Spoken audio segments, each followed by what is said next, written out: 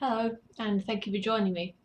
This video is going to be about university, using my own experience with the university system in England as a springboard for talking about the university system in general and the politics surrounding what students should pay for university and how they should pay for it.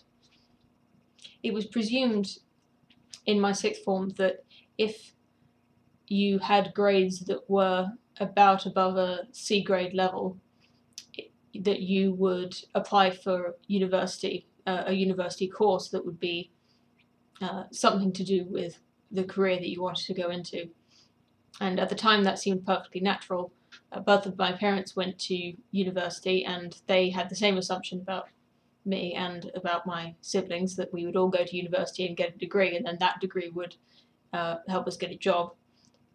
It's only now that I think that's a slightly odd way to do things, but I learned a lot of things that were not useful at my current job whatsoever, and I learned a few things that were useful. But the further I get away from my graduation, the longer it's been since my graduation, the more I start to wonder why was I taught all of those things in university, like thermodynamics and matrices calculations in mathematics, things that they're difficult to learn and they require an analytical mind, and they're fairly easy to mark an exam on. So you can ask someone to calculate the vector product of two vectors and mark them on how well they do that, and that's a fairly easy thing to say if you got it wrong or right, but it's really not something that is useful in the job that I have. And since it's a calculation that can easily be done by a computer, I wonder why it's being taught at all. There are lots of things that I learned that were very useful, such as algebra and some other mathematical, trigonometry, that sort of thing, really universally helpful principles of mathematics. But there seems to me to be a lot of kind of fluff, and I seriously suspect that the 3-year course that I went on to get my degree probably could have been condensed into a year of things that were either useful to the job that I have now or tangentially useful, or could conceivably be useful in similar jobs. I guess when you're talking about university, you have to ask what is the purpose of it, and the obvious purpose of it, which I think should be the purpose of university, is to prepare the student for an occupation, for a career in the subject that they have chosen. So the idea is that I want to be an engineer, so I go to university for 3 years, and then at the end of that 3 years, I have the knowledge and the training to start an engineering career. That doesn't seem to justify to me some of the things that university makes you do, and certainly in other courses, I have no experience of being in any other courses at university, but certainly there are many courses that don't train students for any particular career path. I have a friend who studied psychology. She studied psychology for 3 years, and she's just graduated, and I asked her what she wanted to do, and she's interested into going into human resources management, or HR, which I can see the link between HR and psychology. And she says that a psychology degree is a kind of requirement for becoming an HR manager. But when I think about what you have to learn in psychology, or what she's told me about what you learn in psychology, it doesn't seem to match up to my idea of the HR managers that I've dealt with in this job and in my previous job. Certainly, being an HR manager does require a lot of skills and experience and knowledge, but I don't know if they need to know about dream analysis and the subconscious and the outer conscious and the Jungian psychology and the history of. I don't know whether they need all of the statistical analysis that comes with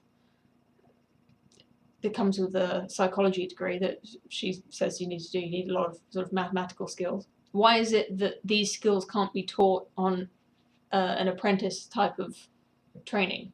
Why is it that people need to go to university? Lots of students who are interested in psychology, they just study psychology because they're interested in it, and that's fine. But if they're preparing for a job, why not learn the skills for that job? It seems like a lot of jobs just require a degree in something, or in a tangentially related subject, even if you never use any of the skills in that subject on the job. And I think the reason is that a degree of any sort requires a lot of hard work and intelligence to complete, and to get an A grade or a first class degree, you need to be very smart and very hardworking. So if you're applying for a job, the person reviewing your application sees that you have a degree and thinks, yes, you can. This person has worked very hard for 3 years, and they've got a pretty good grade, which means they're probably pretty smart. It doesn't matter what they learnt. They could have been learning about anything. But it seems kind of arbitrary to me that you would have a certificate that says I can work very hard and I'm very smart, when they could figure that out from an internship or from an apprenticeship. Even that the company would be able to, if they just took you on for a little while, or if they just brought you into an interview and analyzed how bright you are from a conversation with you. I mean, it's not a perfect solution. I'm not proposing anything. I'm just trying to figure out, what is university even for? And on top of that, why is it now so popular to say that university should be completely paid for by the government? That seems completely. It seems a little bit bizarre to me that the taxpayer should pay for someone to go to university for what seems to be just their own amusement, for the sake of expanding the student's mind, which is obviously a noble pursuit. Learning is an amazing thing to do with one's life, but why is it that it's being paid for by street cleaners and plumbers and labourers? Why is everyone's tax money going towards people learning for that reason? And if the purpose of university is to get a job, it doesn't seem to me that there really needs to be a requirement for people to have a degree to get most jobs that they have. Even my own job, which is a lot of people think requires a degree, I think I could have learnt everything that I needed so much quicker if I was training for the job I have, which is the job I wanted when I applied for an engineering degree. Why couldn't I have just applied directly to the company and they would teach me everything that I needed to know? Because they certainly could. I've learned an awful lot from my boss and my colleagues, more than I ever learned at university, and I learned it much quicker than I did at university because it was applied and it was sort of active instead of just lectures and exams. It was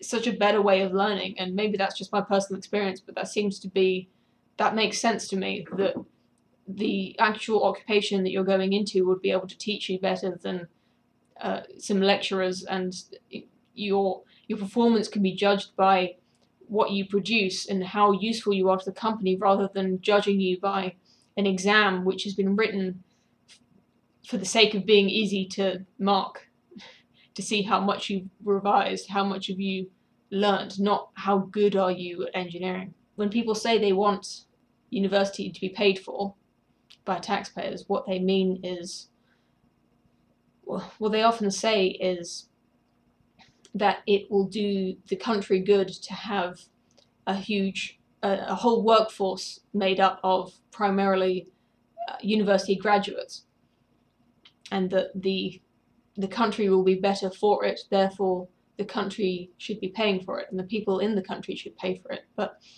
that doesn't seem at all obvious to me.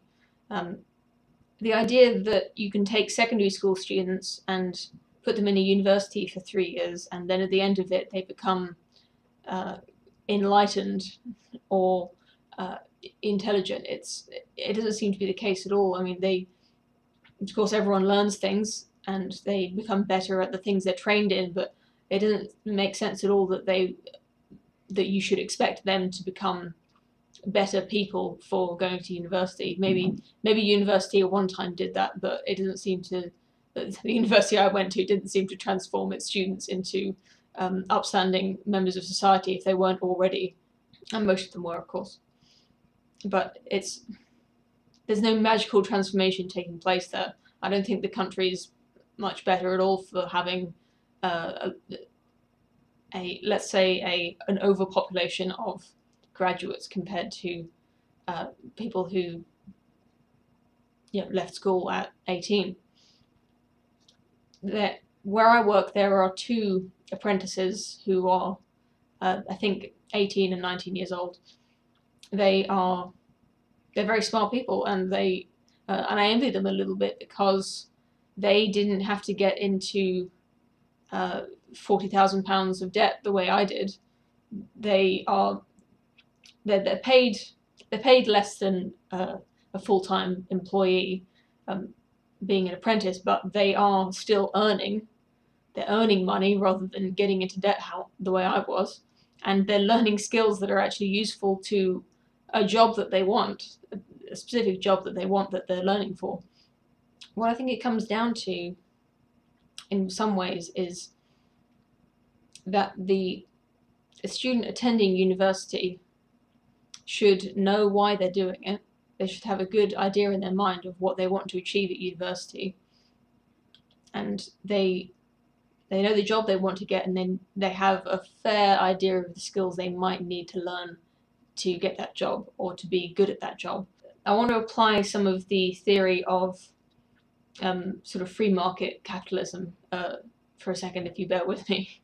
The people who benefit from university the most are the students who attend the university. They're the ones who are getting the most out of university. They're not attending university for the good of the country. They're attending a university because they think they'll get a better job that will pay them more and they'll enjoy it more than if they hadn't gone to university. They're reaping the benefits of university.